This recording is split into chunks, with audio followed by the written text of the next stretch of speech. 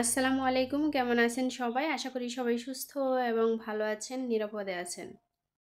আজকে খুব সকালেই ঘুম থেকে উঠেছি আর এখন যেহেতু প্রচুর ঠান্ডা, আসলেই সকালে ঘুম থেকে উঠতে ইচ্ছেই করে না। খুবই কষ্ট হয় উঠতে। তো কিছু তো করার নাই, উঠতেই হবে। তো সকালে উঠেই উঠান ঝাড়ু দিয়ে দিলাম। কারণ উঠান ঝাড়ু দেওয়া এটা আমাদের প্রধান একটা কাজ। এটা করতেই হয়। আর আমরা যারা গ্রামে থাকি তারা শীতটা বেশি অনুভব করি। প্রচুর ঠান্ডা পড়ে, প্রচুর শীত পড়ে, সকালে খুবই কুয়াশা থাকে। এখন আমি চলে আসছি কিছু লাল শাক উঠাবো আজকে রান্না করার জন্য। সেই সাথে যে সকল জায়গা একটু একটু ফাঁকা আছে, খালি আছে, ওই জায়গাগুলায় মানে ডাঁটার বিচি ফালাবো। লাল শাক কিছু কিছু জায়গায় হয়েছে, আবার অনেক জায়গা দিয়ে হয় নাই, কিছু কিছু জায়গা ফাঁকা আছে। তো যেখানে বেশি ফাঁকা আছে সেখানেই ডাঁটা ফালাই দিব, ডাঁটার বিচি। পরবর্তীতে যখন লাল শাক থাকবে না তখন ডাঁটা খাওয়া যাবে আর কি। লাল শাক প্রথমেই ভালো লাগে, এরপর আর ভালো লাগে না, তখন বাজে একটা গন্ধ আসে আমার কাছে। আর আমি এই কাজটা খুব সকালেই শুরু করেছি, না হয় সময় পাবো না, যেহেতু এখন শীতকালে দিন একেবারেই ছোট, কাজ করে কোনো সময় পাই না। আমরা যারা গ্রামে থাকি তাদের অনেক রকমেরই কাজ করতে হয়, শুধু এক কাজ করে আমরা কখনো স্থির থাকি না, সকল কাজ নিয়ে আমরা ব্যস্ত থাকি।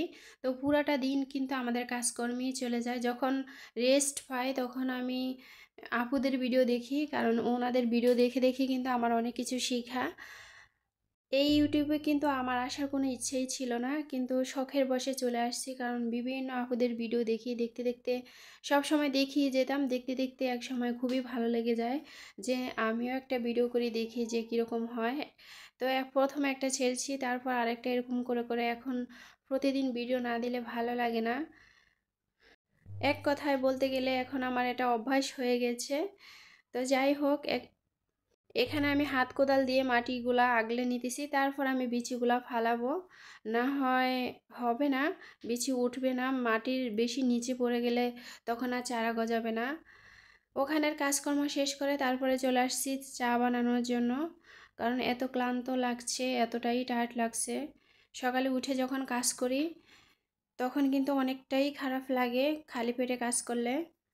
তো এখন এখানে আমি চা পাতা আর মশলা দিয়ে দিয়েছি। আর শীতের সময় মনে হয় যে এই চাটা খেলে শরীর একটু গরম থাকে, ভালো লাগে, আর গলা ব্যথাটা একটু দূর হয়ে যায়। সেই সাথে কালকে আমি ইলিশ মাছ দিয়ে কচু রান্না করেছি, ওই কচুগুলো জাল দিয়ে নিতেছি, কারণ পরবর্তীতে আর সময় পাবো না, তো একসাথেই করে নিতেছি। আমার বাচ্চা আবার স্কুলে যাবে, ওকে খাইয়ে আবার স্কুলে পাঠাতে হবে। তো যাই হোক, ও সকালবেলা মক্তবে গেছে, সেখান থেকে চলে আসছে। তো আমার চাটা বানানো হয়ে গেছে। আর রং চাটা খেলে সত্যিই ভালো লাগে সকালবেলা। এমনিতেই আমার গলা একটু বসা বা টনসিলের একটু সমস্যা আছে, তো এ কারণেই বিশেষ করে আমার সব সময় চাটা খেতে হয়, কন্টিনিউ না, সকালবেলা খেলেই ভালো হয়। কারণ আমরা ওইরকম সময় পাই না যে সকাল বিকাল দুপুর। অনেক ভিডিওতে দেখি যে আপনারা সব সময় চা খায়, কিন্তু আমরা আসলে ওই সময়টা পাই না যে কখন খাবো বা কী করব, শুধু কাজ নিয়েই ব্যস্ত থাকি সব সময়। এতই কাজ থাকে, যারা গ্রামের বাড়িতে থাকেন তারাই জানেন, আসলে কাজ কখনই ফুরায় না, সব সময় কাজের পিছনে দৌড়াতে হয়। আর ওই যে লাল শাকগুলো তুলে এনেছি, সেই শাকগুলো এখন সুন্দরভাবে কেটে নিয়েছি। এগুলো আমি রান্না করব টাকি মাছ দিয়ে, টাকি অথবা লাঠি মাছ, যে যেটাই চিনেন না কেন। এই মাছগুলো সত্যিই অনেক ভালো লাগে। আর লাল শাক দিয়ে আমি কখনো রান্না করিনি, আজকে প্রথম আমি রান্না করব। একটা ভিডিওতে আমি দেখেছি যে লাল শাক দিয়ে টাকি মাছ রান্না করতে, তো আমার কাছে বেশ ভালোই লেগেছে। আমিও আজকে ট্রাই করে দেখব যে কীরকম লাগে। যদিও মাছগুলো একটু ছোট ছোট, কিন্তু খেতে ভীষণ মজা। তবে এই চটচটি পাকালেও অনেক ভালো হয়। তো আজকে আমি লাল শাক দিয়ে রান্না করব, জানি না কেমন হবে, আশা করি ভালোই হবে, কারণ লাউয়ের ডগা দিয়ে যখন রান্না করি তখন কিন্তু বেশ ভালো লাগে। তো ওই হিসেব করেই কিন্তু আমি আজকে রান্না করতেছি। আর একটা ভিডিওতে যখন দেখেছি তখন আমার আগ্রহটা আরও একটু বেড়ে যায়। আর সব কিছু গুছগাছ করে চলে গেলাম রান্নাঘরে। আর আমি তো যেহেতু মাটির চুলায় রান্না করি, আমার সব সময় সব কিছু আগেই গুছগাছ করে নিতে হয়, যেহেতু আমাদের রান্নাঘরটা একটু দূরে, আর রান্নাঘরে আমি কিছু রাখতে পারি না। আসলে কিছু যদি রাখতে পারতাম তাহলে আমার কাছে একটু ভালো হতো আর কি। আমার টেনে হিঁচড়ে এই ঘর থেকে ও ঘরে নেওয়া লাগতো না, আবার আনাও লাগতো না, আমার কষ্টটা একটু কম হতো। তো এখানে আমি মশলা কষিয়ে নিয়েছি, এবার আমি মাছগুলো দিয়ে ভালোভাবে কষিয়ে নিব। যেহেতু মাছগুলো একটু ছোট ছোট, তারপর হালকা একটু জল দিয়ে দিব। আমি অনেক আপুদের ভিডিও সব সময় দেখি কিন্তু কখনো কমেন্ট করি না। এখন আমি বুঝতে পারি যে আসলে কমেন্ট না করলে ওই আপুরা মনে করে যে তাদের ভিডিও আমরা দেখিই না। এটাও আমার একটা শিক্ষা আর কি। আসলে আগে জানতাম না যে কমেন্ট না করলে ওনারা মনে করে যে আমি তাদের ভিডিও দেখি না, কিন্তু সত্যি আমি তাদের ভিডিও দেখি, সব সময় দেখি। আর আমাদের ঘরে কিন্তু ওয়াইফাই আছে, যে আমাদের এমবি খরচ করে দেখতে হবে, এমবি কিনতে হবে। তো আমি সব সময় তাদের ভিডিও দেখি।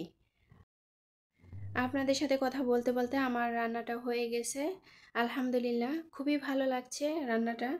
কালারটাও খুব সুন্দর লাগে, অনেক আপুরই আমার রান্না পছন্দ করেন। তো যাই হোক, এরপর আমি এর আগের একটা ভিডিওতে দেখাইছি যে আমি পেঁপে পেড়েছিলাম গাছ থেকে 2টা। তো ওখান থেকে একটা পেঁপে আজকে কেটে নিব। দোনোটা পেঁপেই কিন্তু লাল হয়ে গেছে। তো এখন একটা কেটে নিব আর একটা রেখে দিব। আর আমার মেয়ে যেহেতু স্কুল থেকে আসবে, ও আসলে যেন খেতে পারে। আর এই পেঁপেগুলো সত্যিই কিন্তু অনেক মিষ্টি, অনেক কিউট, খুবই ভালো লাগে। সত্যিই গাছের পেঁপে খেতে সত্যিই কিন্তু অনেক মজা। তো যাদের আছে তারা তো জানেন, যাদের নাই তারা বুঝবেন না। বাজার থেকে সত্যি কিন্তু এটা অনেক ভালো লাগে। মাশাআল্লাহ, কালারটাও অনেক সুন্দর। আর পেঁপেটা যদিও একটু ছোট ছিল কিন্তু খুবই ভালো লাগছিল। তো সবাই ভালো থাকবেন, দেখা হবে পরের কোনো ভিডিওতে। আসসালামু আলাইকুম, আল্লাহ হাফিজ।